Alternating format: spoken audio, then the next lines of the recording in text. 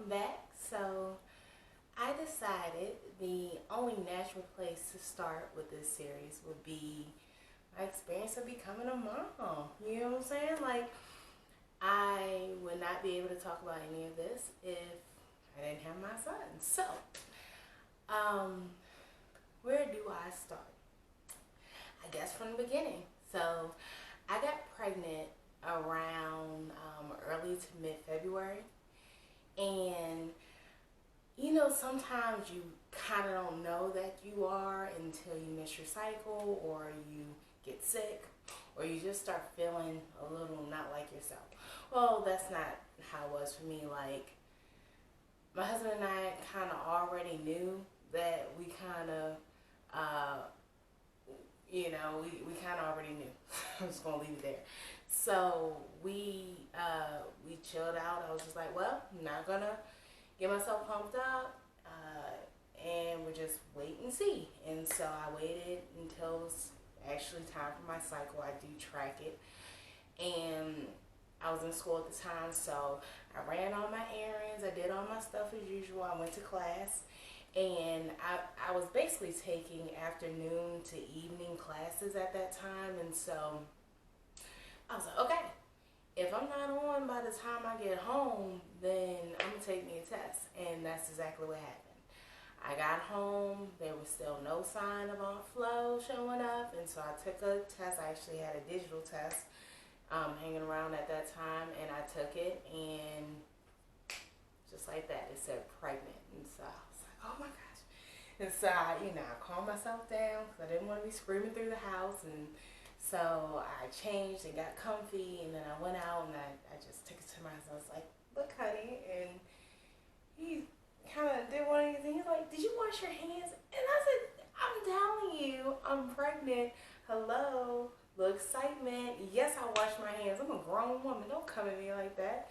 Anyway, so that was the story of me finding out I was pregnant, and it was just so romantic. But that's my husband. He's not that guy at all. So, after that, I had a very easy pregnancy. If you want to hate on it, sorry. I'm not going to apologize for it. It was in no way textbook.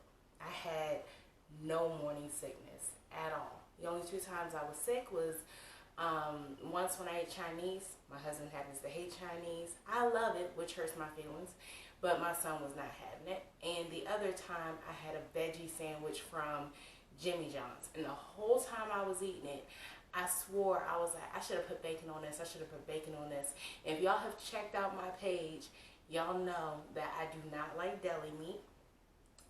And so I didn't put any deli meat on there because I don't like deli meat warmed up. Excuse me.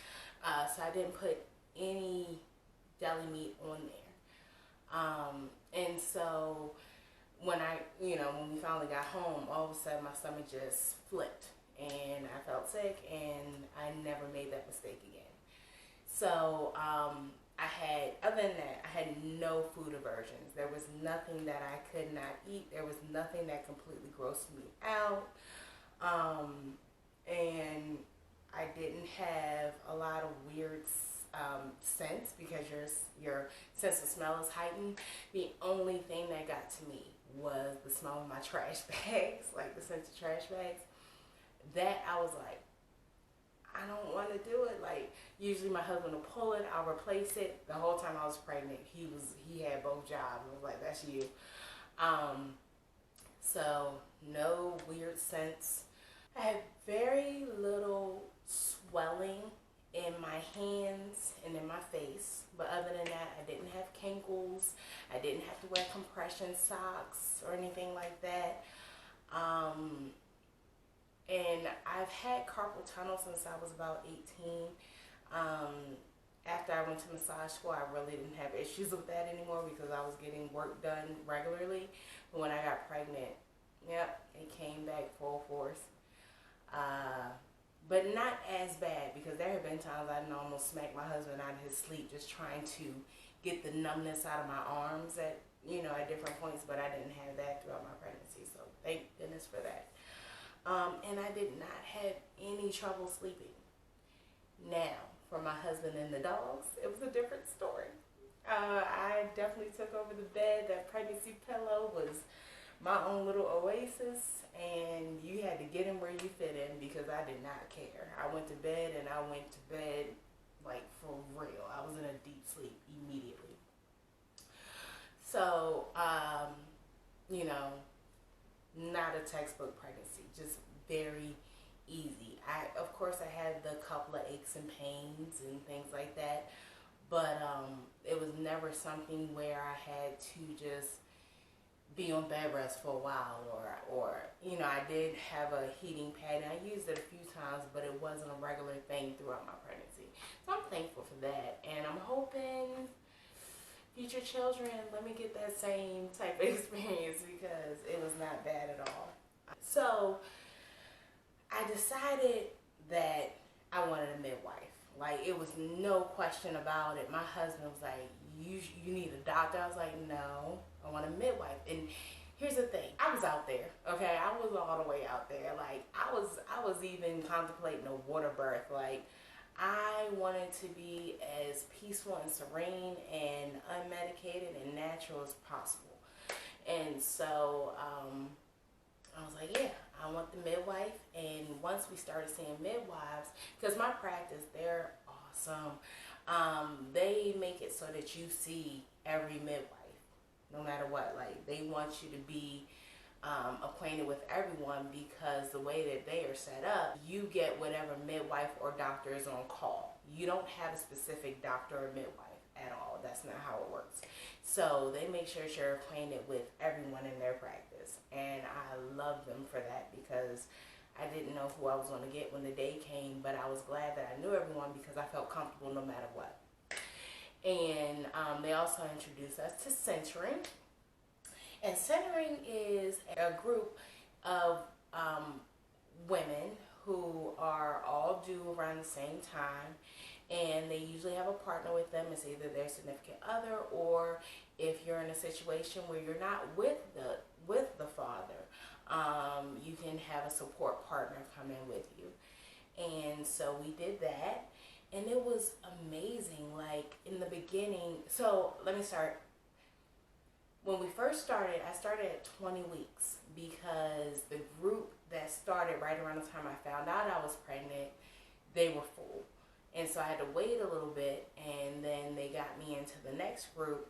And by that time I was 20 weeks. So some of the things in the book I was kind of already past, but not so far past that it just didn't make sense for us to do it. And I'm still glad that we did it because it taught me about nutrition. Actually, I have the book here with me. So they give you a little notebook that you keep all your notes in. And basically, every day when you come in, you take your weight. Like, they teach, like, you step on the scale, do your weight. They teach you how to take your own blood pressure, and they teach you what to look for when you go to test your urine for proteins and things. And then after you do your own thing, you get up on the table. Like, they have a table in the room just like they would in any other. And they put the Doppler on you to check the baby's heartbeat. And they check to make sure that you're growing the way that you should, the fundal height. And they also check to see if the baby is moving at all. So they do all of that. And then each week, there's something different that they touch on. So in the beginning it was nutrition, and then they give you different tasks or assignments to do for the rest of the week until they see you again. And they talk about smoking and changing bad habits, and they ask you about any discomforts you're having, because that way, if there is something going on, they can kind of be, oh, how long has that been going on? Is this happening at this time of day or whatever? And then if it is something else, they can jump on that immediately. What else? And they also talk about managing your stress. If you're thinking about breastfeeding, they start telling you about things, the different benefits to breastfeeding, things like that, which takes me to one of the classes that we took. And that's another thing, going through centering, the few things that we touched on in class, my husband and I would sit back and talk like, yeah, maybe we should dig into that a little bit further. And we also met other, like there was one couple in the group who already had a child and they had gone through centering before, so they had come back for centering again, and they let us in on a little bit of information about another class that my husband ended up taking. But yeah, so with that we took breastfeeding, which is amazing. Like there were some things, you know that it's good for the baby, but there are some things that you don't know about it being good for you as well. So that was a good one. And we also took daddy boot camp. Well, my husband took it. Women aren't allowed, and I was so happy that he did it because he learned some things that I hadn't even known about. And so, he had that time to be around other men and learn that even though your wife is going to be the star in this show, you have a place in it too. And so that helped him to really not feel so insignificant in the process, and to know that at the end of the day he had something to offer to all of it. So that was great for him. And from hearing stories from family members and things like that, we decided to take family and friends CPR. So we learned, and I'm sure a lot of people know how to do CPR, but when it comes to doing it on a child or an infant, one wrong move can kill your baby rather than help them. So we were glad that we took that as well. And then, so we did that, and we opted not to take a birthing class just because once you're in it, like once the time comes, there's no guarantee that all the stuff that you paid all that money to learn is actually going to benefit you or work the way that you need it to work. Because it is a very, very wild ride, okay? And you don't know what you're expecting. So, and I did, there was another girl in the class who did do a birthing class, and she was happy with the way that her labor and delivery worked out because the class did help her. So I'm not saying that those classes aren't worth taking. They do good for a lot of people, but we chose just to learn about other things around once the baby was born, and things that we could do, after the child was already here, and just let God take the wheel, and whatever happened in that room would happen in that room. That's the route that we took. And in addition to these, we also took the Life with a Newborn class, also known as the 4th trimester. And they call it that because the baby's still learning about their world and getting used to their body, and you're getting used to your new body and used to your new world with a new person that you don't know what you're really doing with, but at least you have an idea, So we took those 4 classes, and they did us a world of good. And the way that centering was set up, you start going once a month in the beginning, and then